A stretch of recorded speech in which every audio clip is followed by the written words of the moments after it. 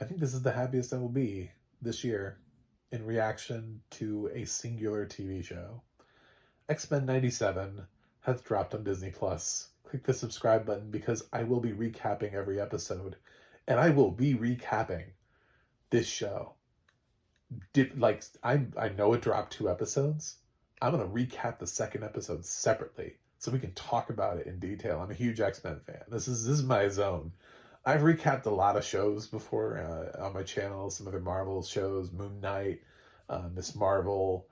I've got Stranger Things recaps, Handmaid's Tale recaps, The Boys recaps, Obi-Wan, Mandalorian. A whole bunch of other things on there. But man, somebody gave me an X-Men series to recap. Let's go. So I am 40. So you can imagine what my childhood was. My childhood was X-Men, the animated series. I woke up in the mornings and I turned on Fox and I knew what X-Men was. I actually played outside. I had friends and we all watched X-Men and we all went outside afterwards. I don't know why we didn't watch it together, but these were different times. Before we went outside to play for the day, we had to at least we had to pass the X-Men line, the get the other side of X-Men. And then we talk about the episode and do nerdy things like play as the X-Men. I had X-Men action figures, just a lot of things. It was my jam back in the day. I had X-Men comic books, X-Men collectible cards, trading cards. Just yeah, I was a nerd for X-Men. Anyway, so I was incredibly intrigued when they said that they were going to continue with the X-Men 97 series. I was like, what? Pray do tell. That's interesting. Let's see what we got. So what we got here is the series picks up where the other one left off in 1997. Hence the name, which very interesting, by the way. There's a whole other story to this. You can look it up. I'm not really going to go into it because I actually don't care that much. But the creator of this show got fired because he had an OnlyFans, or they had an OnlyFans. I don't even know. Whoever it was had an OnlyFans account, and Disney was like, no, no, sir, you will not. Anyway, so yeah, I don't know what's going to happen with future seasons. I'm sure they'll keep it if this has enough ratings, but it would be such a shame to lose this. This has a lot of the original voice cast, and it actually, not a lot, actually, I lied. It has some of the original voice cast. Wolverine, Storm, and Beast are all original voice cast. Professor X is actually Ross Marquand, who steps in for a lot of people when they need to. He played Aaron on The Walking Dead, but he also stepped in and did Red Skull in the Avengers movie when Hugo Weaving didn't want to come back. He became Red Skull. So he just kind of was like, what's up? I'm Ross. I'm Ross. Who do I need to be today? He just slides in. So he voices Professor X for 2 seconds. And for the 2 seconds in which Morph is pretending to be Professor X. So we get the great opening with the big animated sequence. I guess there are going to be some spoilers in this, but I don't consider things that are at the beginning spoilers. I don't, because if that's how it opens or that's what the whole thing is about, then you have to talk about it. So I'll try not to spoil like every detail because I still want you to see it. But there's going to be a big spoiler here in a second. So for those who had no idea what this show was going to do or didn't watch the animated series. So the beginning, we have, our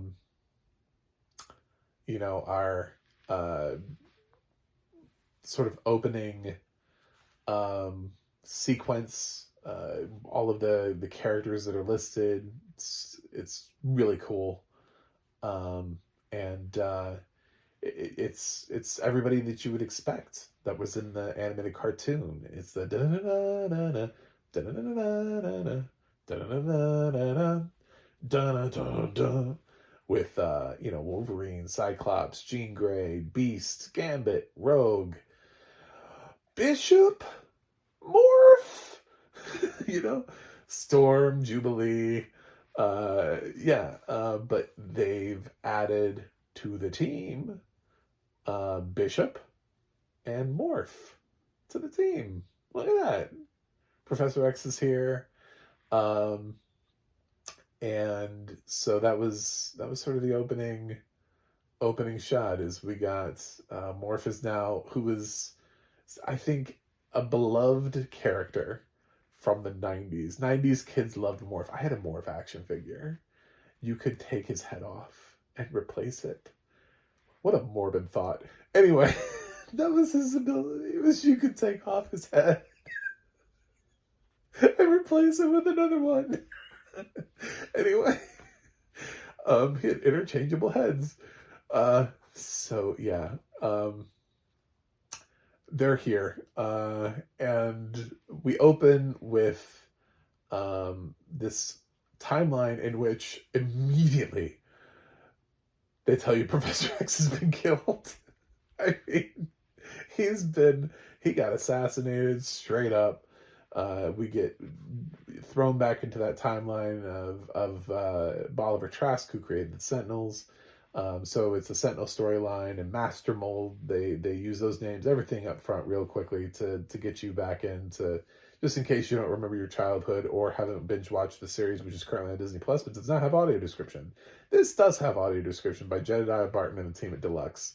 Thank you so much for proving for the fact that something on Disney Plus can be X-Men and have audio description, because I'm rewatching all the X-Men stuff right now. It's very disappointing, the lack of audio description. This is this starts with Sunspot, basically. That's Miguel DaCosta is Sunspot, who has a unique power set that he doesn't really use until later on in the episode, but I'm just going to go ahead and tell you what his mutant name is, because they don't use it, actually, in the course of the episode. But if you read the comic books, in case you're not putting that name to a character or a face, or you don't recognize his powers when he does use them, it's Sunspot. So, so now they have a Latino superhero, sort of. He doesn't really join the team in the first episode. He may. There's a hint. He talks a lot to Jubilee, and Jubilee does a lot of, like, when I was here on my first day, I know what you like. I know what you're going through. So there's a lot of that with him. But he has to be rescued by the X-Men, which is why we learn, Storm, Bishop, getting in there. It's really actually it's the most time that you see Bishop in the whole episode. They kind of forget about him later on in the episode. Cyclops is now leading the X-Men. Jean is pregnant. These are the changes that they've made. So pregnancy, kids, for your kids, you have to explain what pregnancy is. But it's kind of good, because there are, like, multiple summers that need to happen. Lots of summers actually need to happen. I do believe that they produce multiple. There's Hope, there's Rachel, there's Nathan, and there's whatever Maverick was. I think Maverick was Summers. Also, I think there's one more. They mentioned that this one's a boy. I had one of my friends who was incredibly nerdy about the X-Men tell me that they're supposed to be doing the Phoenix Saga with a girl, which I believe means that it should be either Hope or Rachel, depending on what they're planning on doing. But she says she's having a boy, so I don't know. I don't know what they're having. I tried not to look up spoilers. That was just something that was mentioned to me in a comment that they had read online. They're like, oh, and they're doing it with the daughter, and I was like, oh, okay. So do you know if it's Hope or Rachel? And they're like, I don't know, but I heard this. Like, okay, well, so yeah, maybe we'll have a baby. Maybe it'll be a boy. Maybe it'll be a girl. I didn't. That first episode doesn't tell you, so they just say boy, yeah. So they are thinking about maybe leaving the X-Men so they can go raise a family. maybe the X-Men don't need them to be there anymore. Cyclops is like, I don't know if I need to be the leader or whatever. The X-Men seem to be fine without me. He's not really sure he's living up to Xavier's expectations. And then the episode ends with sort of a bang, which is not really much of a bang if you've read the comic books at all, because everybody knows who becomes the leader of the X-Men after Xavier dies. it's it's kind of a thing. Um, so yeah, that happens. I won't say. I'm not going to vocalize that out loud to you because that is the end. That's the twist. I was like, oh, that's the twist you're leaving with. I was like, you're leaving that for non-fans. You're leaving that for casual X-Men fans because everyone else who is not a cat who is recognizing the fact of like, thank you for following the the comic book series, which is one of the things the animated series did so well, was it actually felt like the comics were coming off the page. It's something that films don't do that well. The films sort of do adapt it into some amalgamation of these are the characters we want to play around with, and this is a storyline that's sort of like the one in the comic books, but not quite like the one in the comic books. X-Men the Animated Series really felt like this is a comic book put on screen. This is a comic book put on screen.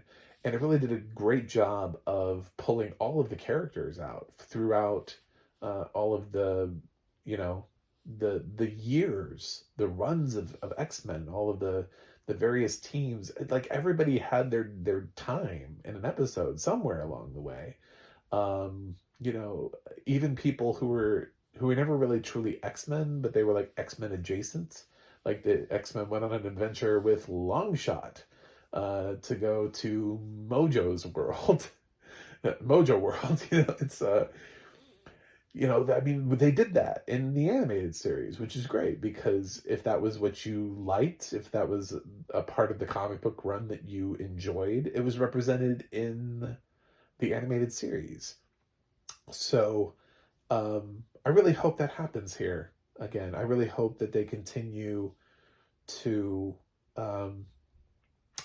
represent, because I know that there have been new characters that have been created since the animated series, and they could really broaden into those. They didn't really do much with the 90s X-Men other than Jubilee, the ones that were introduced, the Generation X group that was introduced in the 90s. They didn't do much with those, and more characters have been introduced since then that could easily be brought into the animated series since we've progressed. I would love to see Dupe. I'm just going to put it out there. I don't know if we're going to get that in season 1 or season 2, but if Dupe could come into the series, I think Dupe is the most ridiculous character to ever be an X-Men.